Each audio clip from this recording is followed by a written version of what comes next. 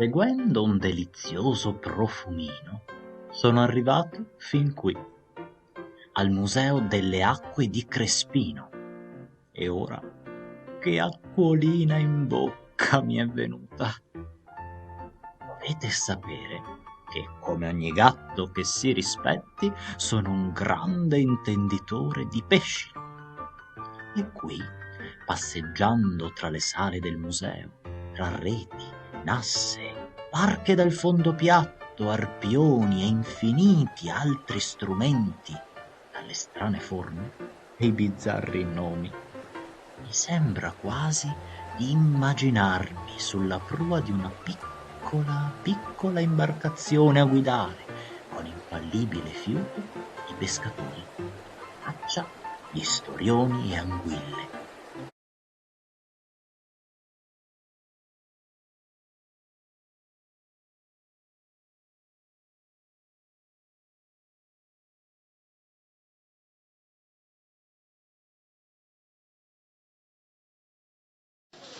A mezzanotte in punto si sente un gran rumor, sono gli scariolanti la li la la, sono gli scariolanti la li la la.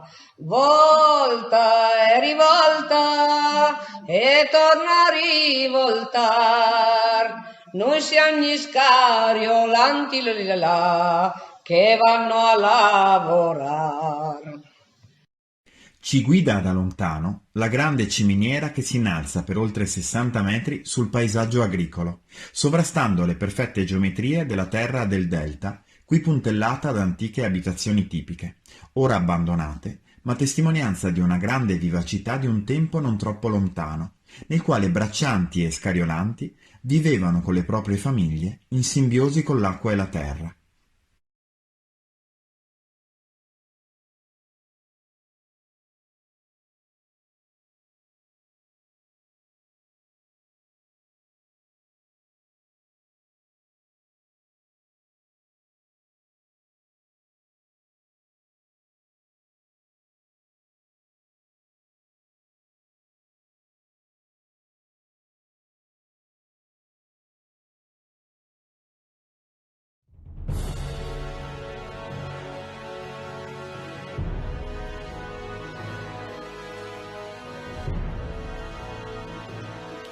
La storia di Odisseo non sarebbe completa se durante il nostro tour game non facessimo la conoscenza della moglie, Penelope.